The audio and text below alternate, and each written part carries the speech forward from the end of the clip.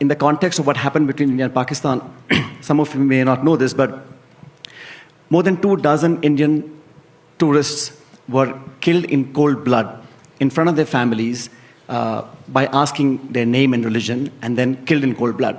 Now, that, for all us Indians, was an act of terror and an act of attack on the Indian sovereignty and integrity. Now, while other nation states, the big ones, have the right to respond or right to do preemptive strikes when they have quote-unquote credible evidences, I think we as a nation, as a country that believes in peaceful existence and democratic values are within our right to respond adequately only at the terror infrastructures that exist, documented, exist. What happened post that, like you mentioned, Ed, is very, very disconcerting, because President Trump, not just a dozen times, 14 times has claimed that he was the one who got the ceasefire done. In fact, for the first time ever, US President actually announced the ceasefire way before it had actually materialized. That raises many, many questions.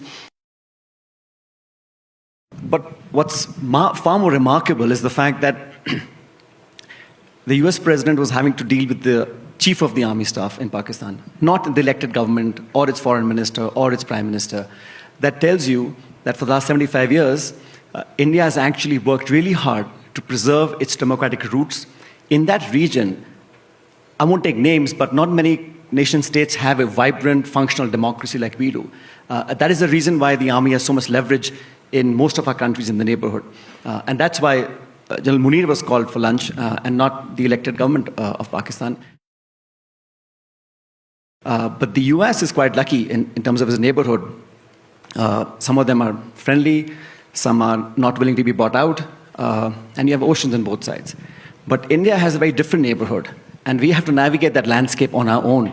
Therefore, whatever we decide to do in terms of our internal security issues, our border issues, our foreign policy issues, our immediate neighborhood, are singularly focused on protecting our own national interests.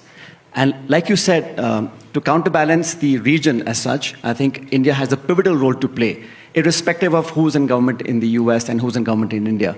Because the post-Second World War reality is what it is.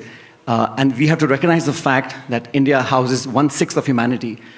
We have a huge young population whose average age is 29 years, a lot of growth potential, and I think people want to be a part and to be a stakeholder in that growth.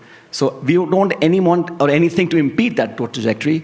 Therefore, I think it's in the interest of everybody to work in a collaboration, to actually work on the things that suit everybody, including global peace and regional security.